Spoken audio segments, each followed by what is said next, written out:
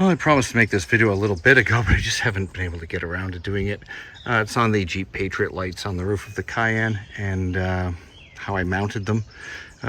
If you go to a wrecking yard and get some, you're going to need a T25 Torx, which is Torx, if you don't know what Torx is. And they have these little pins. There's 4 of them. And they screw forward into a mount. And they're probably going to be rusty, so take some WD-40 with you. And then it simply, is it backwards or forwards? Forwards, yeah.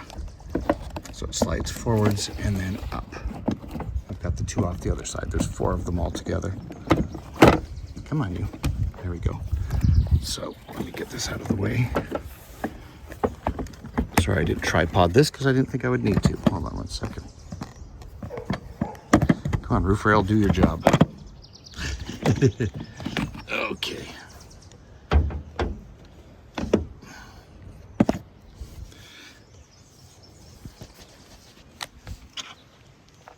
Okay, so there's where the screws mount into, right there.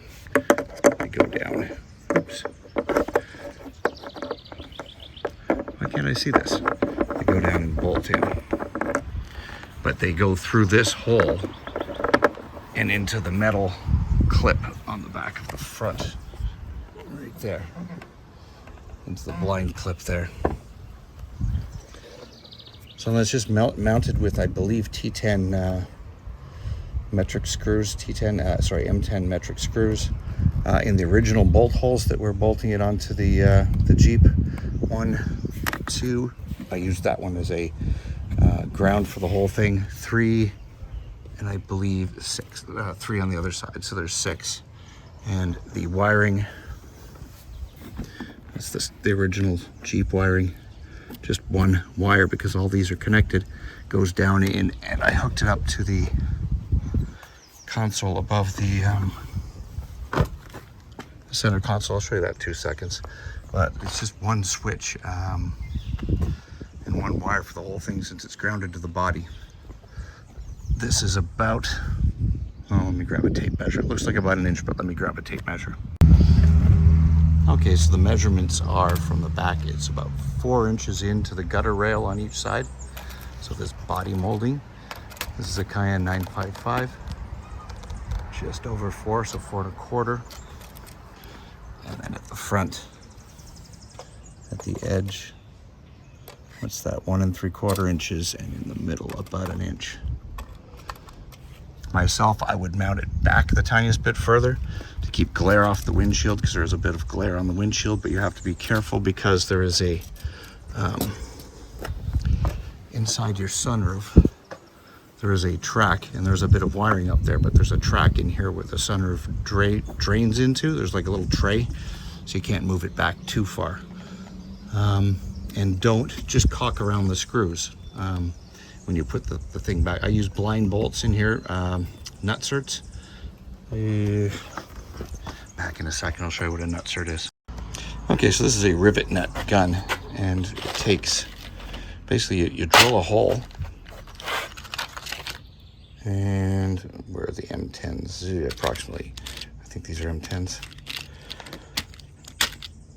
Anyway, it doesn't matter. Yeah, you put the proper size. It's got threads in there. So this is basically adding a threaded hole into sheet metal. So you put this, you screw it onto the end of this, depending, you use the proper size bar. You can get all this stuff on Amazon, it's not expensive. And then like a rivet, when you pull the handle, it will squeeze the bottom up and pinch it into that hole. And then you'll be able to drill in, or put a bolt into the hole wherever you've drilled them. They're essentially the same as most of your license plate bolts are mounted on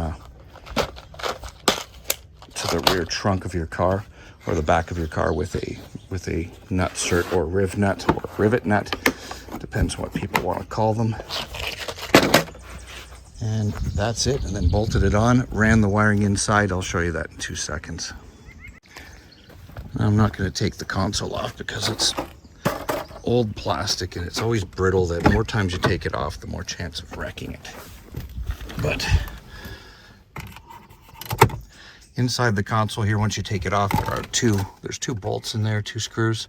And, oh God, if I remember correctly, it's only 6 months ago, 2 more up underneath here. You got to pull the little lens off, 2 more screws, and this basically tilts down and hangs on 2 little hooks in the front, 2 plastic pegs that are sticking out the side, and you can get to the wiring in there. I can't remember if I had to pull this off or not.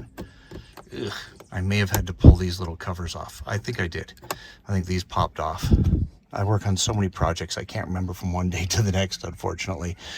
Anyway, I just pulled power off of the sunroof motor. You can pull it off, the power off one of the interior lights. There's all kinds of places to get positive power. You can get power that is ignition on. You can get constant power under there, whichever you want. I chose constant power so I can turn my lights on even if the car is not on. And it's just a simple switch here.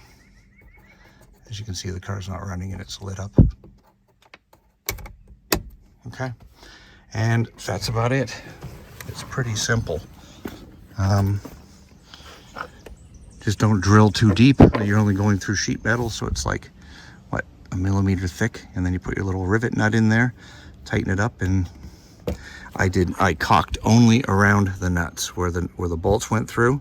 I rust-proofed the holes that I drilled through for the rib nuts, and the one that I did for the wiring, which is again right there, and caulked around there. Otherwise I left underneath completely open so that water can flow through the back. There's little channels here from the factory for water to flow out.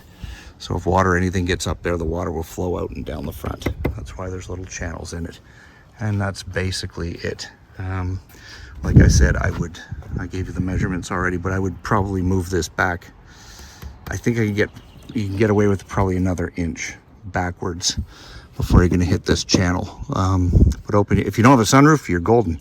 If you have a sunroof, check and measure the width of your channel here, and make sure that you're not going to hit the cables for the sunroof drive, because the sunroof drive motor also has a cable that comes up around here. So make sure you're not going to hit that by opening your sunroof. Take a look around and take a look at how far back you can go. This is where I mounted it. Like I said, should have gone a little bit further back. Anyway, thank you very much for watching. Sorry, one more thing. I swapped my lights up here to LEDs, so there would not be a huge amount of draw on that. It's probably the best to do if you're gonna, unless you want to run a fuse and a separate wire and fuse down to the fuse panel, which you could easily do down the A-pillar here underneath the, but it was just easier. It was right there. The access to it was right there, and I wanted LEDs anyway, because they're not gonna pop the fuse that the sunroof motor's on. But if you added 4 halogens, yeah, you're probably gonna pop the sunroof if you add 4 halogens to that circuit. Anyway, the light bulbs, measure the depth on the back of the light bulb. If you're gonna get an LED, a lot of them have these big bulky fan-cooled drivers on the back, and those are not gonna fit behind the plastic casing once it goes back down on there. You want ones that plug in from the side. Let's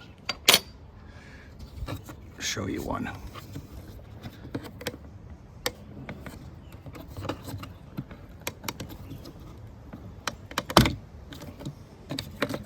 Off you go.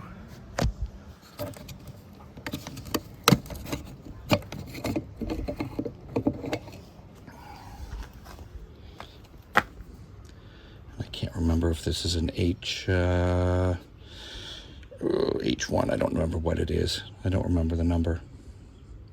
Does it say in there? Oh, it's a 900. What does that say in there? Focus. Focus. Come on. Focus in there. Is that an 0? I don't have my glasses on. Is that an 06 or an 8? It's either 9006 or 9008. Anyway, the measurement you want is from here back there to there. Needs to be very flat,